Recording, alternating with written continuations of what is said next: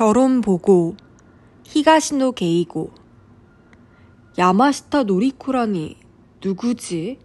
모르는 사람이라는 생각을 하며 도모미는 감청색 바탕에 꽃무늬가 들어간 봉투를 뜯었다. 하지만 작고 동글동글한 글씨가 빼곡히 쓰여있는 편지지를 본 순간 혹시 그 노리코인가? 하는 생각에 조금은 초조한 마음으로 편지를 읽어내려갔다. 그건 역시 그 노리코, 하세가와 노리코가 보낸 편지였다. 도모미, 오랜만이네. 잘 지냈니? 오랫동안 모두에게 걱정만 끼치다가 얼마 전에 드디어 결혼했어. 돌이켜보면 우여곡절도 참 많았으니 한참을 돌아온 셈이지. 30살을 눈앞에 둔 나를 벼랑 끝에서 구해준 사람은 야마시타 마사아키라는 니가타 출신의 1살 연상 남자야. 같은 회사에 근무했으니까 소위 말하는 사내 결혼이지.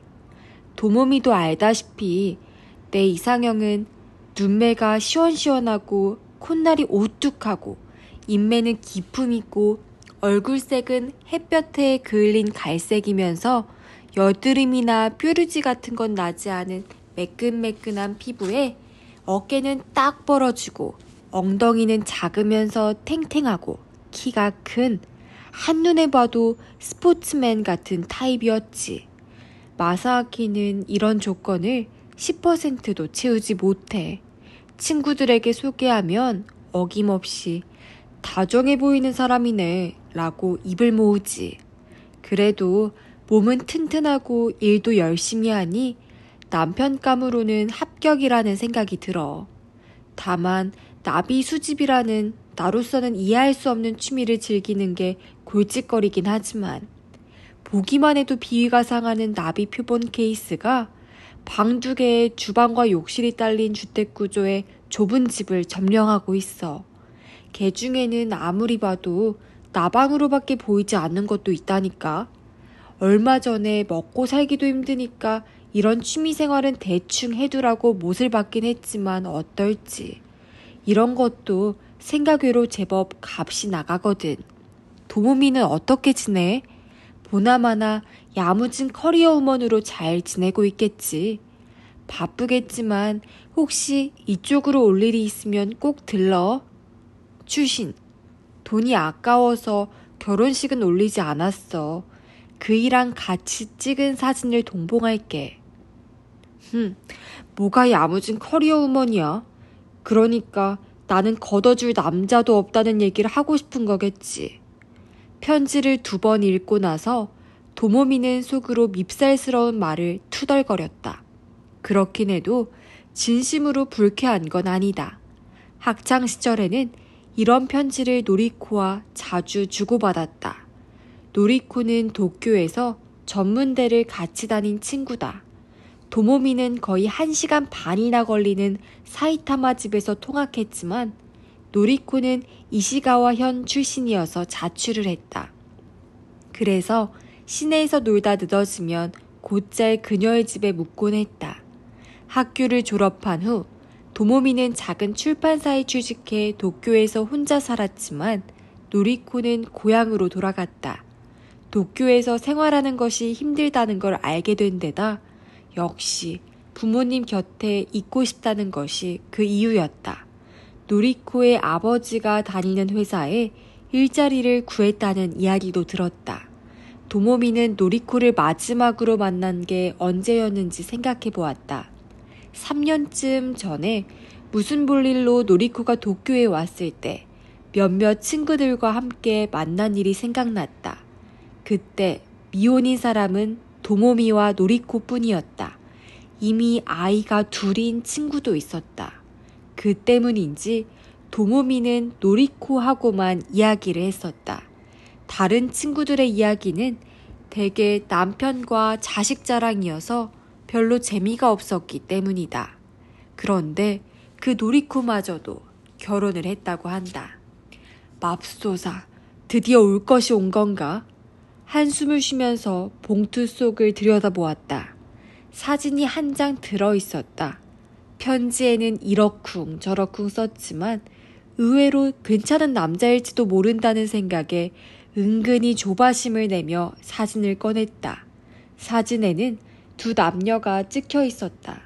남자 쪽은 소위 말하는 잘생긴 남자는 아니지만 키도 크고 눈을 가늘게 뜨고 웃는 얼굴도 제법 부침성이 있어 보였다. 그런대로 괜찮네, 노리코. 그런 생각을 하며 여자 쪽으로 시선을 옮긴 순간 어머! 하고 무심결에 소리를 내고 말았다. 이게 어떻게 된 거야? 거기에 찍혀있는 사람은 노리코가 아니었다. 몸매나 긴 머리는 비슷하지만 얼굴은 전혀 다른 사람이었다. 대체 어떻게 된 거지? 도모미는 사진을 자세히 들여다보았다. 얼굴이 작게 찍힌 사진도 아니었다. 남녀의 상반신이 나란히 찍혀있고 배경으로 보이는 건 가나자와 성 같았다.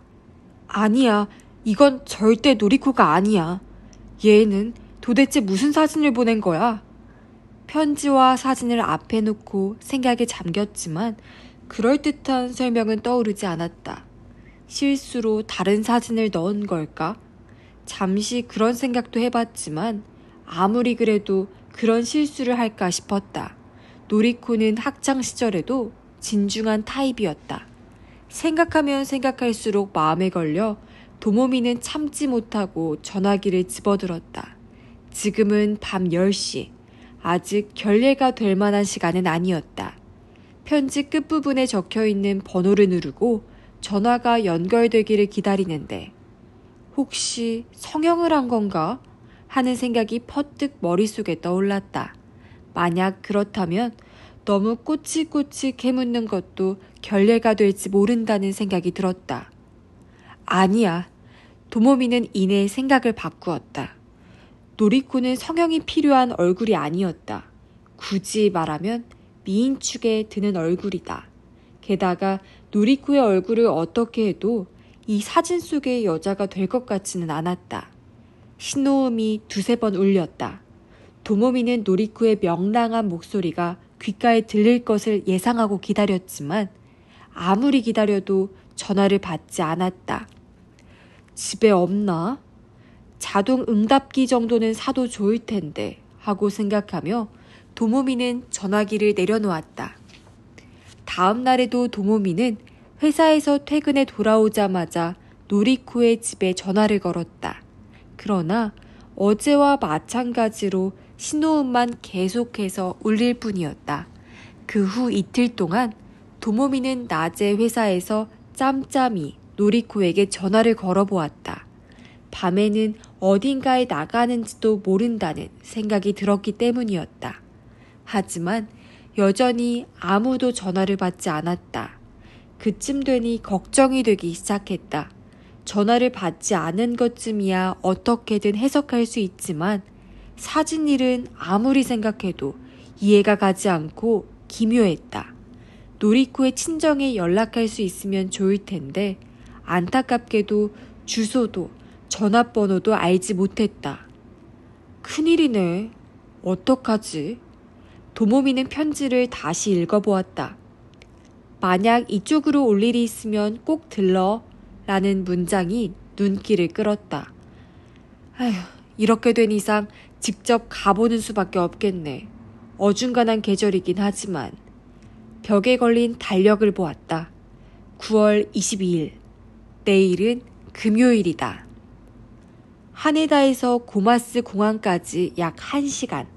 고마스역에서 가나자와까지는 전철로 30여 분 걸렸다. 제법 편리해서 나 홀로 여행을 즐기기에는 안성맞춤이라고 도모미는 스스로를 위로했다. 학창 시절에도 혼자 온 적이 있는데 그때는 가는 곳마다 젊은 남자가 말을 걸어왔었다. 어디서 왔어요? 라느니 혼자예요? 라며 별일 아닌 듯 태연스레 말을 거는 남자부터 같이 한 바퀴 돌지 않을래요? 라느니 차 태워줄게요. 라며 노골적으로 호감을 드러내는 유형에 이르기까지 다양했다. 자신도 모르게 웃음을 터뜨린 건 이스키 히로유키가 다니던 찻집을 알고 있는데 같이 가실래요? 라고 묻는 남자를 만났을 때였다. 와세다 대학교 학생도 아니고 이스키 히로유키를 쫓아서 뭘 어쩔 건데? 그렇게 말하고 싶은 걸 참고서 전 흥미 없어요 라고 거절했다. 덱한테도 흥미 없다. 그런 의미였다. 그때 그 남자의 딱한 표정은 지금도 어렴풋이 기억하고 있다. 가나자와 역에 도착했을 때는 10시가 지나 있었다. 원래는 원고를 받으러 가 있을 시간이라는 생각이 들었다. 도모미는 어젯밤 늦게 사장 자택으로 전화해서 휴가를 신청했다. 대머리 사장은 회사가 아닌 곳에서 젊은 여자와 이야기를 나눌 수 있어 기분이 좋은지 묘하게 들뜬 목소리로 그래, 그렇게 해 라고 선뜻 허락해 주었다. 사장은 간사이 출신이다. 호텔에 체크인하기에는 너무 이른 시간이라 일단 짐을 코인 로커에 집어넣고 택시 승차장으로 향했다. 편지에 적힌 주소를 내보이며 그리로 가달라고 하자 겐코인 옆이군요 라고 택시기사가 대꾸했다. 어딘지는 알 수 없었지만 네, 그럴 겁니다 라고 도모미는 애둘러 대답했다. 깔끔하게 포장된 길이 이어졌다.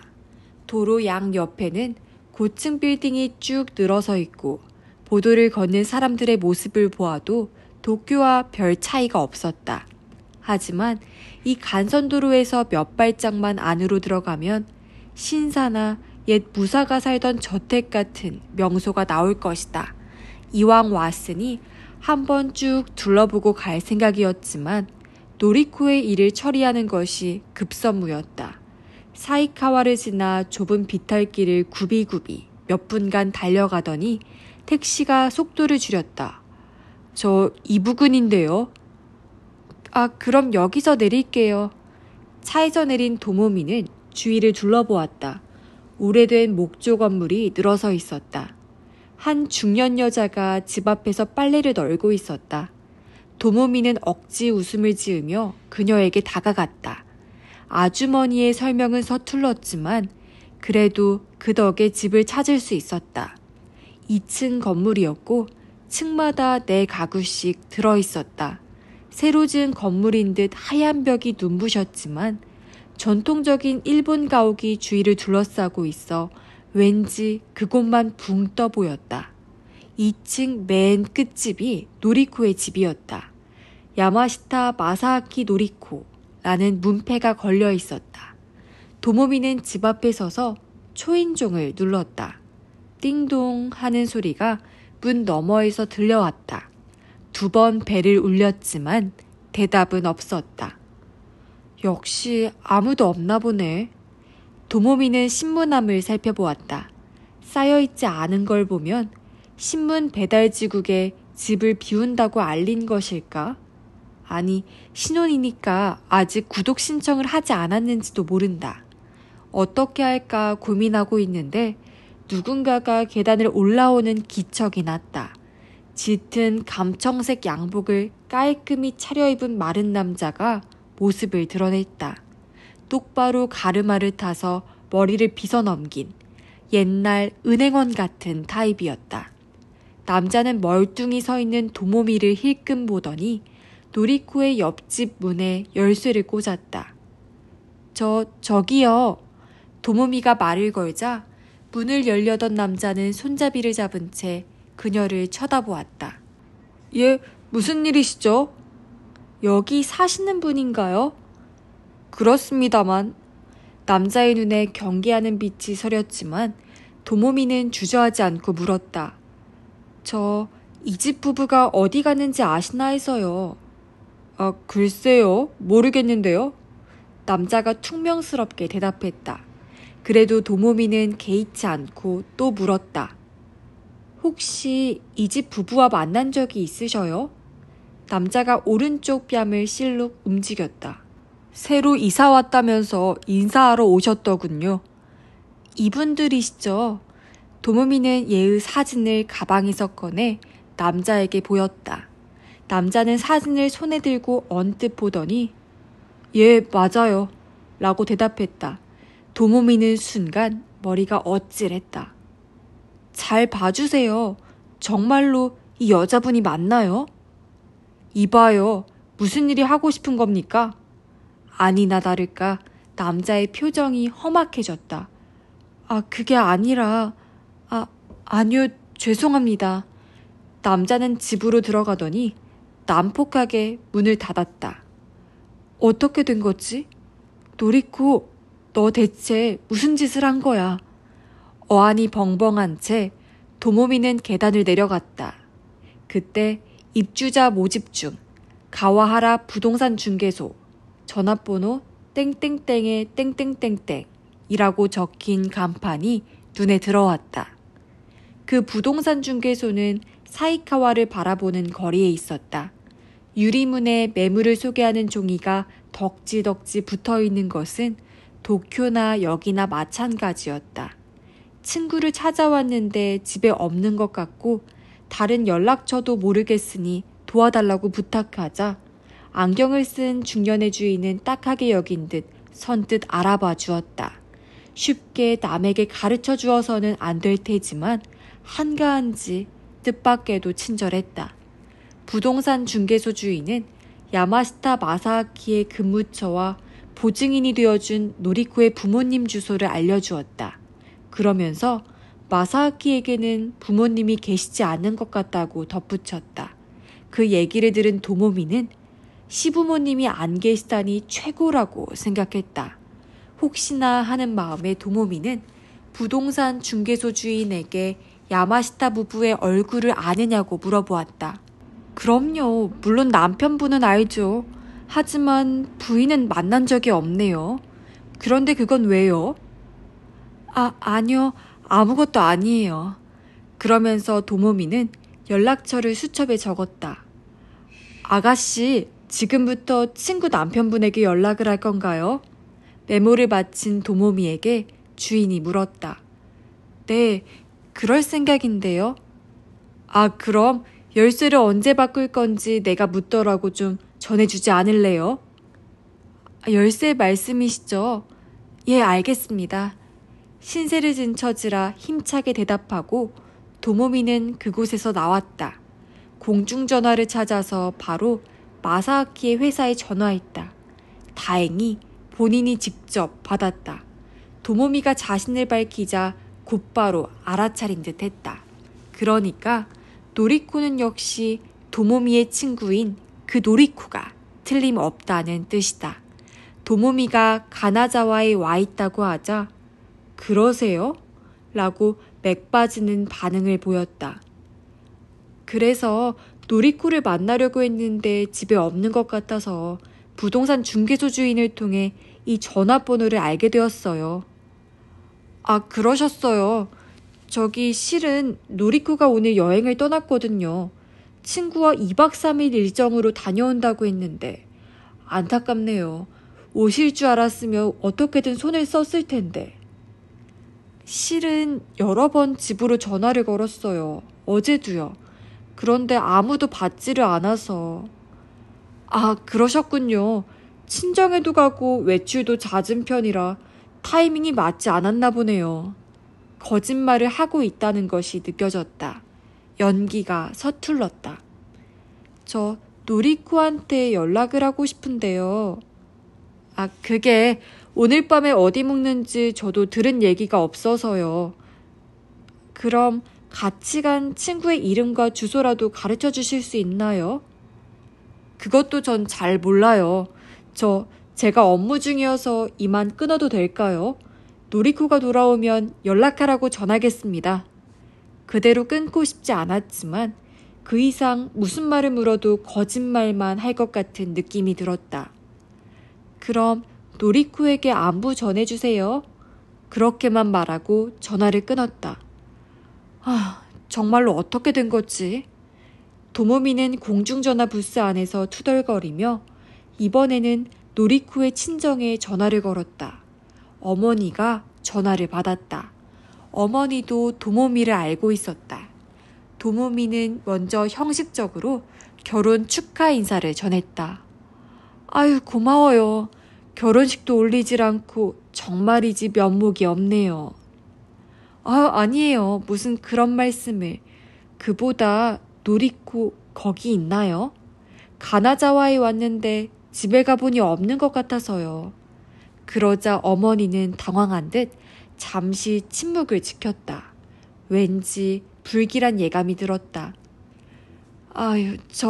아마 그 아이가 여행을 가지 않았나 싶네요. 그런 얘기를 했거든요. 여행이요? 어디로요? 글쎄요. 그것까진 듣질 못했어요. 정말 미안해요. 일부러 찾아오셨는데. 아니요. 업무차 왔다가 잠시 들렀을 뿐이에요. 도모미는 공중전화 부스에서 나와 팔짱을 끼고 사이카와를 내려다보았다. 노리코, 너 어디로 간 거니?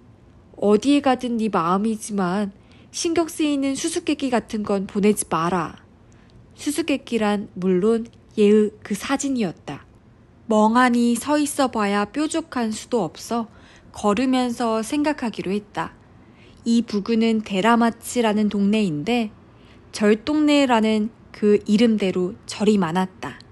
도모미는 절에는 별 흥미가 없어 특산물 가게에 들어갔다. 수많은 구타니 도자기 닭이와 꽃병이 진열되어 있었다. 도모미는 얼른 가격을 확인하고 의외로 싸지 않다고 판단했다. 가게에서는 그 밖에도 닌자 인형이라든지 닌자 귀이개, 닌자 등글기 같은 것을 팔고 있었다. 어째서 닌자와 연관된 것이 이렇게 많은 걸까 싶어 가게 아주머니께 물으니 가까운 곳에 속칭 닌자사라고 불리는 절이 있기 때문이라고 했다. 안에 둔갑술 체험실이라든지 미로 같은 게 있어서 재미있어요. 꼭 한번 가보셔요. 아주머니는 열심히 권했지만 도모미는 그럴 경황이 없었다. 더구나 혼자서 간다는 것도 조금 멋쩍었다. 근처 카페에서 가볍게 식사를 한 다음 역으로 돌아가 짐을 꺼내 호텔로 갔다. 싱글 침대에 쓰러진 것이 오후 4시. 아침부터 계속 돌아다닌 탓에 다리가 묵직했다. 내일은 갤로쿠엔과 이시가와 모라고 하는 문학관과 옛 무사들의 저택 부근을 돌고 특산품이라도 하나 사야겠다. 이왕 여기까지 왔으니까. 뭘 위해서 이런 곳까지 온 걸까 하는 생각이 들었다. 노리코가 마음에 걸려왔는데 정작 당사자는 만나지도 못했다. 무슨 일이 있나 싶어 걱정했는데 그런 게 아니라 여행 중일 뿐이라고 가족들은 말한다. 정말로 여행을 간 걸까? 누구도 거짓말을 한 건 아니고 그 사진도 무슨 착오가 생겨서. 아니, 그럴 리 없다고 생각했다.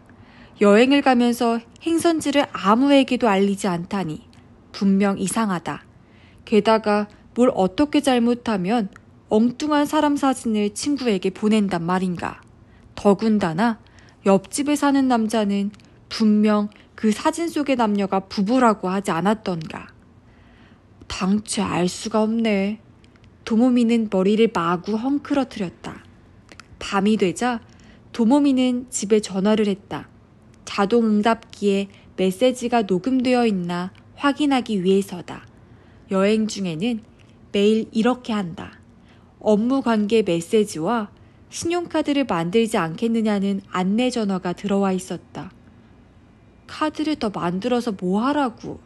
중얼거리면서 도모미는 다음 메시지를 기다렸다. 들려온 메시지는 다음과 같았다. 잘 있었니? 나 노리코야. 지금 도쿄에 와 있는데 집에 없는 모양이네. 만나지 못해서 아쉽다. 그럼 다음에 만나자. 잘 지내? 여기저기 전화를 해보다가 요코에게서 수학을 얻었다. 요코는 낮에 노리코를 만났다고 했다. 요코 역시 전문대 시절 친구다. 지금은 결혼해서 전업주부 자리를 꿰차고 있다. 안 그래도 오늘 전화가 걸려왔어. 그래서 시부야에서 만났지. 딱히 용건이 있는 것 같지는 않던데. 도쿄에 볼 일이 있어서 왔는데 여유 시간이 있다면서 만나자고 했거든. 무슨 얘기했는데? 시시껄렁한 얘기. 그래도 즐거웠어. 노리코가 무슨 얘기하지 않았니? 남편 얘기라든지. 남편? 내 남편? 노리코 남편 말이야. 뭐? 요코는 새처럼 새된 목소리를 냈다. 그 애 독신 아니야? 이번에는 도모미가 뭐? 라고 소리치며 놀랐다. 너 그것도 모르고 내내 얘기한 거야? 노리코가 말을 안 해주는데 내가 어떻게 알아? 게다가 노리코랑 네 앞에서는 결혼 얘기 안 하는 걸로 되어 있단 말이야. 순간 발끈했지만 도모미는 가까스로 참아냈다.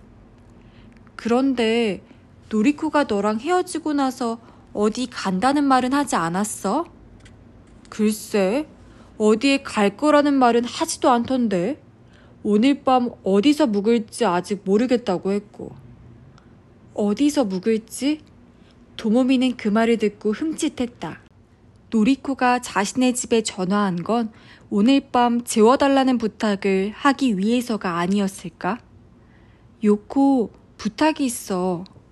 뭔데? 한 발짝 물러나는 듯한 말투로 요코가 물었다. 저 노리코를 좀 찾아줘. 그 애 아마 아직 도쿄에 있을 거야. 틀림없이 누군가 집에서 신세를 지고 있겠지. 그러니까 닥치는 대로 수소문 좀 해줘. 왜 그래야 하는데? 그냥 좀 그렇게 해주라. 지금 당장 노리코랑 연락을 해야 한단 말이야. 부탁이니까 좀 도와줘. 자초지종은 나중에 얘기할게. 그럼 네가 하면 되잖아. 그럴 수 없으니까 부탁하는 거잖아. 나 지금 가나자와에 와 있어. 그래서 여기저기 알아보기가 좀 힘들어. 요코, 부탁 좀 할게. 너 가나자와에 있구나? 요코도 예산 일은 아닌 것 같다고 느낀 모양이다. 잠시 침묵을 지키더니 말을 이었다. 정말 나중에 이야기해 줄 거지? 물론이지. 도모미가 대답하자 그녀는 휴 하고 한숨을 쉬었다. 할 수 없지 뭐. 그럼 거기 전화번호를 알려줘. 노리코랑 연락이 되면 전화하라고 할 테니까. 미안해. 호텔 전화번호를 알려주고 나서 요코에게 물었다. 그런데 노리코 얼굴은 좀 어땠어? 얼굴? 글쎄 좀 여의었던가? 그건 왜? 아니 아무것도 아니야. 그럼 부탁 좀 할게. 도모미는 수화기를 내려놓고 크게 한숨을 내쉬었다. 어쩌면 별일 아니고 단순히 기분 전환을 하러 도쿄에 갔을 뿐인지도 모른다. 그렇다면 마사키도 노리코의 어머니도 거짓말을 한 건 아니다. 그러면 그걸로 된 거라고 도모미는 생각했다. 아무 문제 없다면 더할 나위 없다. 하지만 도모미는 역시 이것저것 마음에 걸렸다. 그 사진도 그렇고 노리코가 요코에게 결혼한 사실을 이야기하지 않았다는 것도 이상했다. 보통 때 같으면 만나자마자 그 얘기부터 화제에 올렸을 것이다. 일부러 얘기하지 않은 거라고 생각할 수밖에 없다. 왜 그런 걸까? 아무튼 지금은 노리코가 전화하길 기다리는 수밖에 없겠네. 호텔에 전화하기를 향해 도모미는 두 손을 모았다. 하지만 그날 밤 전화벨은 울리지 않았다. 전화벨이 울린 것은 다음 날 아침이었다. 도모미는 밤이 깊어서야 잠든 탓에 아직 침대에 누워 있었다. 여보세요. 도모미? 나야, 노리코. 노리코! 도모미는 침대에서 벌떡 일어났다. 얼마나 내가 찾았는데. 그랬다며. 서로 길이 엇갈리고 말았네. 노리코, 나 너한테 묻고 싶은 게 있어. 어쩌면 별일 아닐지도 모르지만 아무래도 마음에 걸려서 가만히 있을 수가 없네. 네 결혼 보고에 관한 건데 말이야. 결혼? 갑자기 노리코의 목소리가 가라앉은 것처럼 느껴졌다. 도모미, 어떻게 내가 결혼한 걸 알고 있는 거야? 뭐? 네가 편지 보냈잖아. 편지? 잠시 틈을 두고 나서 그녀가 말했다. 난 보낸 적 없어. 뭐라고? 두 사람은 잠시 침묵했다. 수화기를 쥔 손에 땀이 배어났다. 11시에서 5분이 지나자 노리코가 나타났다. 도모미는 자리에서 일어나 손을 흔들었다. 노리코도 금세 알아본 듯 했다. 호텔 1층 커피숍이었다. 거기서 11시에 만나기로 했다. 노리코는 아까 하네다 공항에서 전화한 것이었다. 원래 오늘 돌아올 예정이었다고 했다. 오랜만이다. 잘 지냈어? 그럭저럭. 지금도 여전히 작은 출판사에 다니며 별 볼 일 없이 지냈지 뭐. 한동안 인사 대신 잡담을 주고받다가 노리코가 먼저 상체를 숙이며 말을 꺼냈다. 그런데 아까 하던 얘기 말이야. 그래, 그 일. 도모미는 예읍 그 편지와 사진을 테이블 위에 꺼내놓았다. 노리코는 그 물건을 앞에 두고 눈이 휘둥그레졌다. 어떻게 이걸 네가 갖고 있는데? 우편으로 왔다니까. 도모미는 이 편지 때문에 자기가 얼마나 고민했으며 노리코가 걱정돼서 얼마나 동분서주했는지에 대해 늘어놓았다. 그런데 내가 보낸 게 아니야. 노리코는 고개를 가로저었다. 편지를 쓴 건 나지만. 뭐라고? 그게 무슨 소리야? 너한테 보내려고 썼어. 그런데 보내려다 말았거든. 그럼 이건 누가 보낸 건데? 아마 그 사람일 거야. 노리코는 고개를 비스듬히 기울이더니 어깨를 으쓱해 보였다. 시무룩한 표정이었다. 잠깐만 있어봐. 만약 그렇다면 네 남편이라는 사람 정말 말도 안 되게 경솔한 사람이다. 이렇게 전혀 상관도 없는 사진을 넣어 보내다니 말이야. 그건 나도 모르겠어. 그 사람이 무슨 생각을 하는지 아무것도 모르겠어. 그러면서 그녀는 입술을 깨물었다. 커다란 눈에 눈물이 그렁그렁 맺히더니 순식간에 빨갛게 충혈되었다. 노리코, 무슨 일 있었니? 도모미가 묻자 노리코는 사진을 집어들었다. 여기에 찍혀있는 남자는 그 사람이야. 그리고 여자 쪽은 그 사람의 전 애인. 아니, 현재 애인이야. 무슨 소리야? 이 여자가 얼마 전에 집에 찾아왔어. 이 사진을 들고. 노리코의 이야기는 지난주 금요일로 거슬러 올라갔다. 저녁 무렵 갑자기 내리기 시작한 빗소리를 들으며 노리코는 편지를 쓰고 있었다. 도모미에게 보낼 편지였다. 봉투에 수신인의 주소와 이름을 적어 넣은 순간 그 여자가 찾아왔다.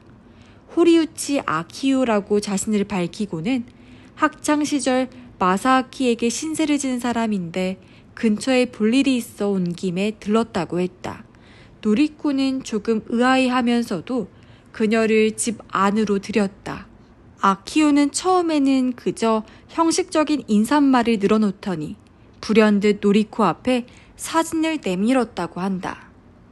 마사아키 씨는 사실 자기랑 결혼하기로 되어 있었대. 그런데 나랑 결혼하지 않으면 회사에서 입장이 난처해질 거라는 생각에 할 수 없이 자기랑 헤어졌다는 거야. 그러면서 그이한테 받은 거라며 금반지를 보여주더라. 노리코가 눈꼬리를 치켜 올리며 말했다. 왜 너랑 결혼하지 않으면 회사에서 입장이 난처해지는데?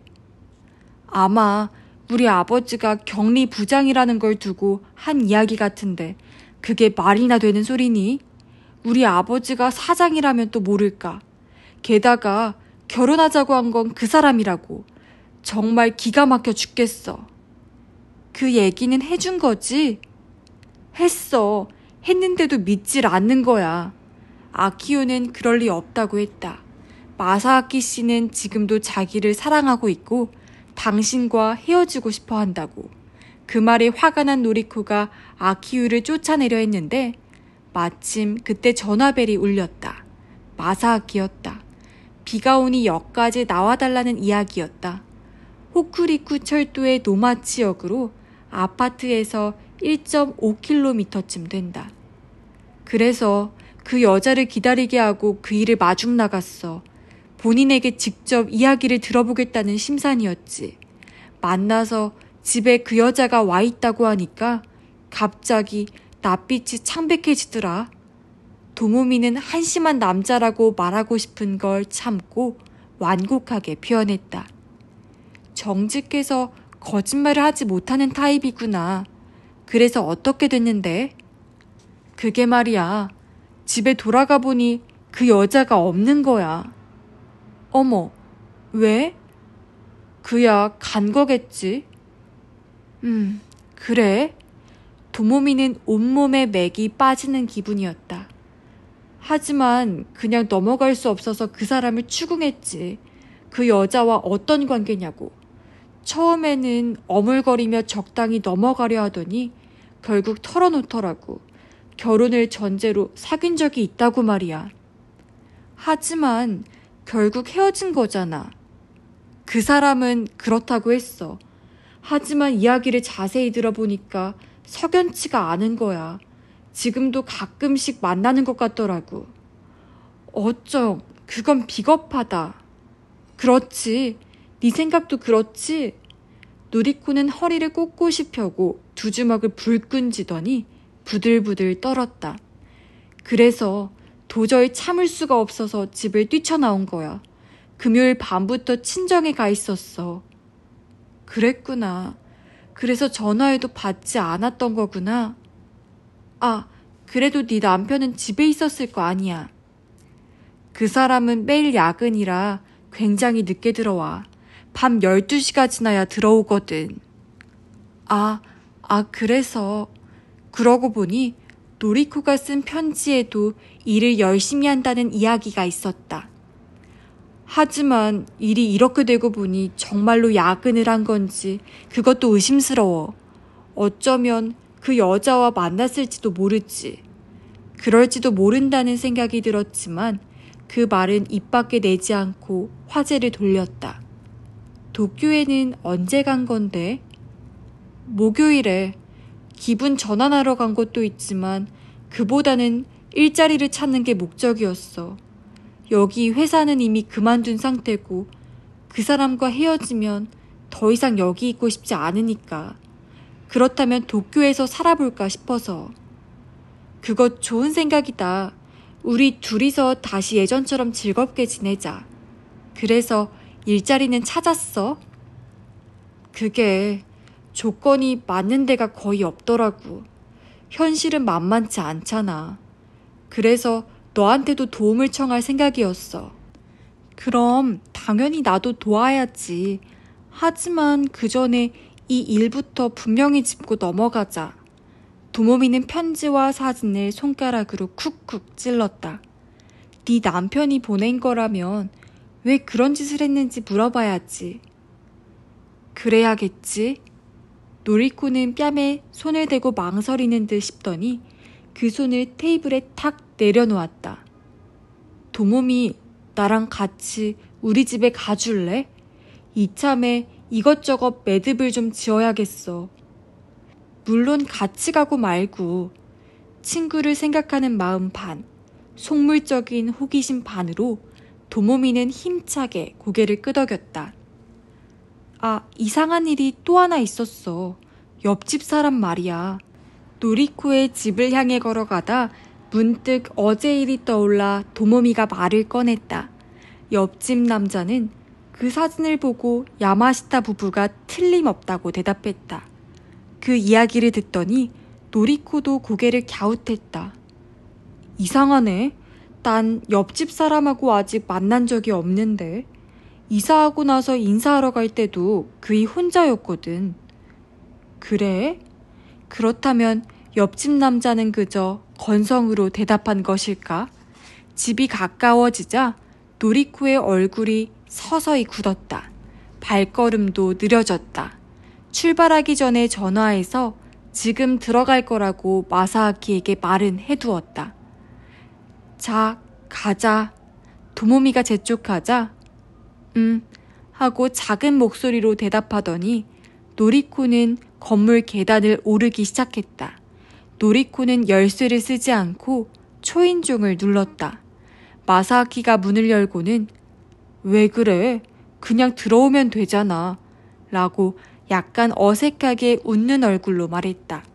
노리코는 무표정한 얼굴로 아무 말 없이 집 안으로 들어갔다. 도모미는 안녕하세요 라고 인사하고 그 뒤를 따랐다.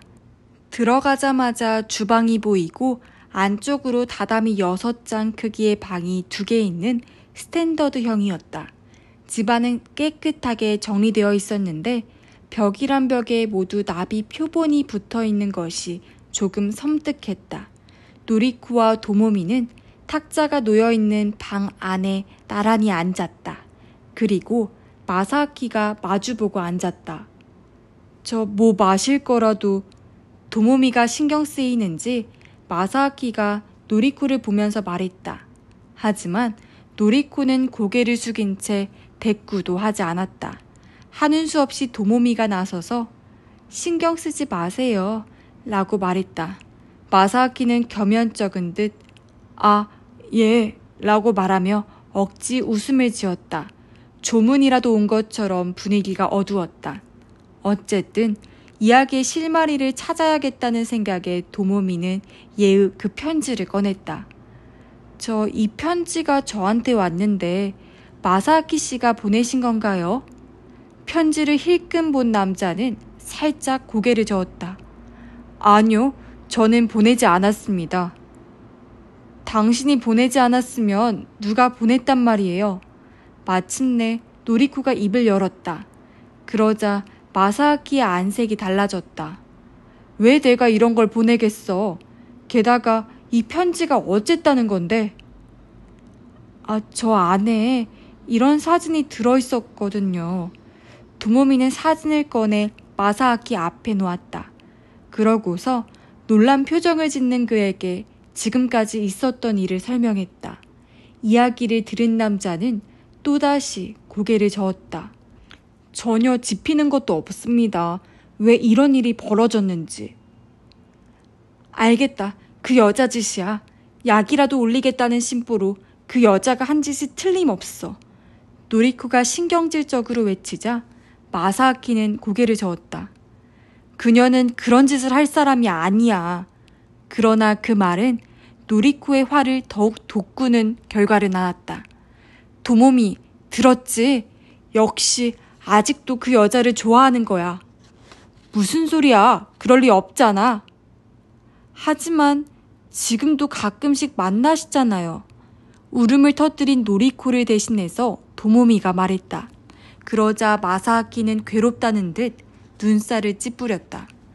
그녀는 저와의 관계뿐 아니라 직장이라든지 가족 일로 고민에 빠져서 노이로제 상태입니다. 얼마 전에는 자살을 기도하기도 했어요. 다행히 목숨에는 지장이 없었지만요. 그래서 그녀가 전화에 만나주지 않으면 죽어버리겠다고 하면 냉정하게 내칠 수 없었어요. 하지만 정말로 만나기만 했을 뿐입니다. 만나서 차를 마시며 이야기를 들어주면 어느 정도 진정이 되는 듯 했고요. 거짓말이야. 거짓말이 틀림없어. 정말이야. 하지만 믿어주지 않아도 상관없어. 마사아키는 그렇게 내뱉더니 팔짱을 끼고 얼굴을 돌렸다. 노리코는 계속 울고 있었다. 도모미는 이 일을 어쩌나 싶었다. 노리코가 이혼하는 것이야 상관없지만 이런 상태라면 후유증이 상당할 것 같았다. 저기요, 그래도 그 여자분에게 이 편지를 보냈는지 물어보는 게 어떨까요?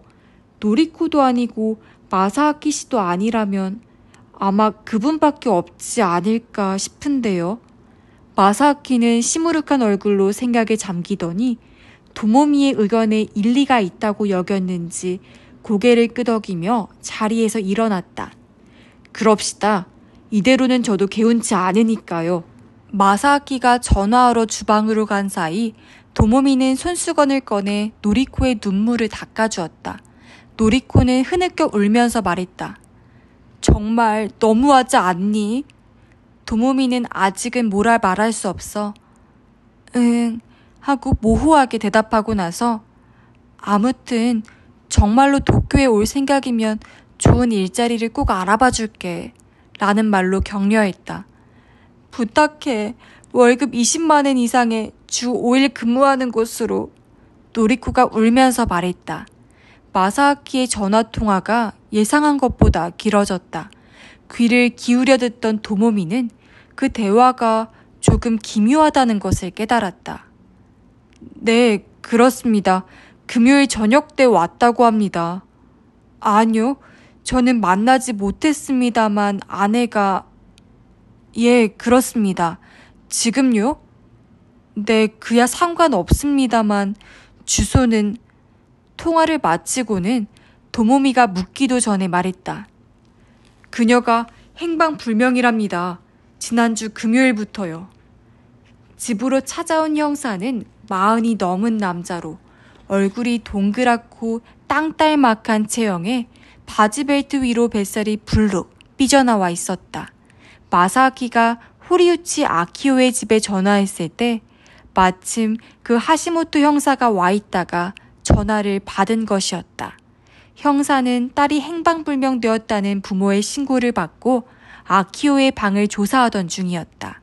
아키오는 혼자 살았기 때문에 언제부터 집에 들어오지 않았는지는 알 수 없지만 지난주 금요일에 직장에 나타난 후로 아무도 그녀의 모습을 보지 못했다고 한다. 그러니까 현 시점에서는 부인이 호리우치 아키오 씨를 마지막으로 만난 사람이군요. 노리코의 이야기를 듣고 형사는 뭔가가 있는 듯 의미심장한 말투로 그렇게 말했다. 옆에서 같이 듣고 있던 도모미는 그게 어쨌는데요? 라고 되묻고 싶은 걸 애써 참았다. 형사는 이런저런 것을 꼬치꼬치 캐물었다. 프라이버시에 관계되는 질문이 대부분이었지만 노리코나 마사아키나 조금도 불쾌한 내색을 하지 않은 채 대답했다. 질문의 화살은 도모미에게도 날아왔다. 물론 그 편지에 관한 것이었다. 그 편지와 사진을 보여주실 수 있습니까? 도모미가 그것을 내밀자 형사는 받아들기 전에 장갑을 꼈다. 제가 가져가도 될까요? 물론 돌려드릴 겁니다. 돌려주는 것이야 당연하다고 속으로 쏘아붙이면서 그러세요 라고 도모미는 무뚝뚝하게 대답했다. 그러고 나서 형사는 세 사람의 지문을 채취하고 싶다고 했다. 수사하는데 참고로 할 뿐 필요 없어지면 폐기하든지 반환하겠다고 했다. 거절할 수도 없어 그러라고 하자 형사는 바로 경찰서에 연락했다. 잠시 후 감식 담당자가 와서 세 사람의 지문을 채취했다. 그 형사 나를 의심하고 있어. 형사 일행이 돌아가자 노리코가 말했다. 내가 그 여자를 어떻게 했다고 생각하는 거야. 그래서 그렇게 집요하게 물은 거라고. 그렇지 않아. 꼬치꼬치 묻는 게 그 사람들의 일이잖아. 하지만 지문까지 채취했잖아. 단순한 수사 과정일 뿐이야. 그들이 생각하는 건 아마 마사아키는 거기서 일단 말을 끊더니 자살 쪽일 거야 라고 덧붙였다. 아닌 게 아니라 그럴 가능성이 가장 높을 것이라고 도모미도 생각했다. 노리코도 동감일 터였고 그 증거로 세 사람 다 입을 다물었다. 난 일단 갈게. 그렇게 말하며 도모미는 자리에서 일어났다. 그러자 노리코도 따라 일어났다. 잠깐만, 나도 갈 거야. 하지만 넌... 됐어. 노리코가 도모미의 팔을 잡아 끌고 현관으로 갔다. 도모미는 마사아키를 돌아보았다. 그는 미간을 찌푸린 채 탁자 표면을 보고 있는 것 같았는데 그들이 신발을 신자 도모미 씨 하고 불렀다. 연락처만이라도 알려주셔요. 경찰이 물어보면 난처해질 수도 있으니까요. 도모미는 노리코를 곁눈질하면서 대답했다. 네, 알겠습니다. 도모미와 노리코는 그날 밤 비즈니스 호텔의 트윈룸을 잡아놓고 오미초 시장 근처에 있는 선술집으로 갔다. 시장에서 생선을 사서 가져가면 그 자리에서 바로 요리해주는 식당이었다. 도몸이 나한테는 어떤 일이 맞을까? 가능하다면 사무직 같은 것 말고 활동적인 일이 좋겠는데. 가리비 석쇠구이를 먹으면서 노리코가 말했다. 그다지 술에 강하지 않은 그녀는 맥주 2병으로 눈이 약간 풀려 있었다. 글쎄. 정종잔을 손에 들고 도모미는 잠시 고민하는 듯 하다가 말을 이었다. 그런데 말이야, 마사아키 씨가 하는 말이 거짓말은 아닌 것 같지 않니? 순간 노리코는 입을 앙 다물었다. 왜? 그 아키오라는 사람 정말로 노이로제인 것 같잖아. 옛 애인이 그렇게 나오면 역시 신경이 쓰여서 만나게 되지 않을까 싶거든. 어머, 상대가 노이로제 상태면 데이트를 해도 된다는 말이니? 노리코의 눈빛이 날카로워졌다. 아니, 내 말은 그게 아니라. 난 말야, 그 사람이 숨긴 게 분해 죽겠어. 여자 얘기도 그렇고 몰래 만난 것도 그렇고 죄다 숨긴 거잖아. 그게 난 정말 싫단 말이야. 노리코는 급기야 식탁에 엎드려 울음을 터뜨렸다. 도모미는 속으로 야단났다고 생각했다. 그녀가 울보라는 사실을 깜빡한 것이다. 요리사와 다른 손님들도 그녀를 보며 킥킥거리고 있었다. 도모미는 한숨을 쉬며 지나치게 바싹 구운 새우를 한 입 베어 물었다. 비틀거리는 노리코를 데리고 호텔로 돌아가니 하시모토 형사의 메시지가 기다리고 있었다. 10시 넘어서 다시 전화하겠다는 내용이었다. 시계를 보니 9시가 조금 지나 있었다. 노리코를 침대에 눕히고 도모미는 샤워를 했다. 욕실에서 막 나오는데 전화벨이 울렸다. 하시모토 형사였다. 가나자와의 밤을 즐기고 계신가요? 네, 그럭저럭요. 그거 잘 됐군요. 그런데 여쭙고 싶은 게 있어서요. 혹시 그 사진을 보여준 사람들을 모두 기억하시나요? 네, 기억해요. 도모미는 한 사람 한 사람 열거했다. 그렇군요. 잘 알겠습니다. 이거 쉬시는데 정말 신뢰가 많았습니다. 형사는 일방적으로 짓거리더니 전화를 끊었다. 별일이다 싶어 도모미는 입을 삐죽거리며 수화기를 내려놓았다. 노리코는 옆에서 새근새근 숨소리를 내고 있었다. 다음 날 아침 다시 전화벨이 울렸다. 도모미는 잠결에 아이 참 하고는 담요를 뒤집었었다. 노리코가 전화를 받은 모양이다. 두세 마디 하고 전화를 끊더니 노리코는 도모미가 덮고 있는 담요를 확 걷어젖혔다. 왜 그래? 도모미, 얼른 일어나. 범인이 잡혔대. 뭐가 뭔지 영문도 모른 채 체크아웃을 하고 도모미는 노리코와 함께 택시를 탔다. 하시모토 형사가 전화했다고 했다. 하지만 범인이 잡혔다고 해도 무슨 사건에 어떤 범인이 잡혔다는 건지 전혀 알 수가 없었다. 아무튼 집으로 와달라는 이야기였다. 집 근처로 가자 큰 일이 벌어졌다는 걸 알 수 있었다. 순찰차가 몇 대나 서 있었다. 구경꾼을 헤집으며 두 사람이 앞으로 나아가자 이거 신세를 끼치네요. 라며 얼굴이 동그란 하시모토 형사가 다가왔다. 형사님, 이건 대체... 도모미가 입을 열자 형사는 제지하듯 손을 앞으로 내밀었다. 자, 지금부터 설명해 드리죠. 실은 사쿠라이가 자백을 했습니다. 여자를 죽였다고요. 사쿠라이라니 그게 누군데요? 옆집에 사는 남자입니다. 네? 그 사람이요? 그런데 살해된 여자는 호리우치 아키요 씨입니다. 네? 도모미는 할 말을 잃었다. 옆에 서 있던 노리코도 이미 몸이 경직되어 있었다. 아무튼 올라가서 자세한 얘기를. 형사가 엄지손가락을 고추세우며 말했다. 집에 들어가니 마사아키는 식탁에 앉아있고 양쪽 방에서 감청색 옷을 입은 남자들이 바쁘게 움직이고 있었다. 어떻게 된 거예요? 노리코가 마사아키에게 물었다. 우리 집이 살인 현장인 모양이야. 뭐요? 자, 앉아주세요. 형사의 말에 도모미와 노리코는 의자에 앉았다. 형사는 선체로 설명을 시작했다. 사건은 역시 지난주 금요일에 일어났다. 노리코가 마사아키의 전화를 받고 나가자마자 사쿠라이가 이곳에 침입한 것이다. 남자는 노리코가 나가는 소리를 듣고 집에 아무도 없다고 생각했다고 한다. 그런데 왜 우리 집에 들어온 건데요? 그게 말이죠. 나비 표본을 노렸다고 하네요. 사쿠라이 역시 나비 많이 하거든요. 두 분이 이사 오신 날 부근의 컬렉션을 보게 됐는데 그게 꼭 갖고 싶었다고 하더군요.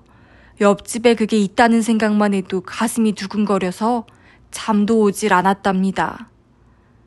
제 컬렉션이 보통 것과 좀 다르긴 하죠.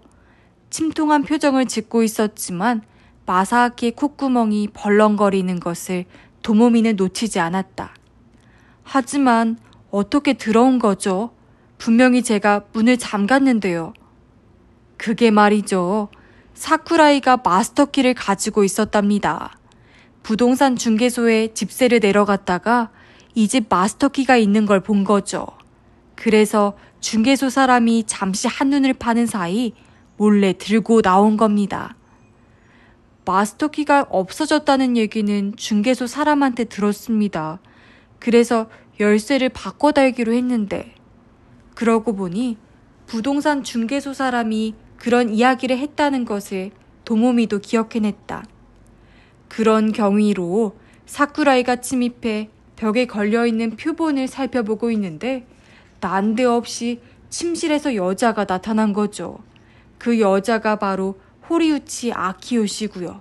놀란 사쿠라이 씨는 시끄러워지면 곤란하다 싶어 그녀의 목을 조른 겁니다. 소심한 남자에게 흔히 나타나는 발작적 행동이라고 할 수 있죠. 형사는 거리낌 없이 말했지만 보통 사람에게는 지극히 비정상적인 상황이었다. 도모미는 겨드랑이에서 땀이 흘러내리는 것을 느꼈다. 일이 그렇게 되고 보니 나비 타령이나 하고 있을 때가 아니었죠. 시신을 처리하고 알리바이를 만드는 게 급선무였으니까요. 그때 사쿠라이의 눈에 들어온 것이 바로 그 사진과 편지입니다. 편지는 식탁 위에, 사진은 탁자 위에 있었다.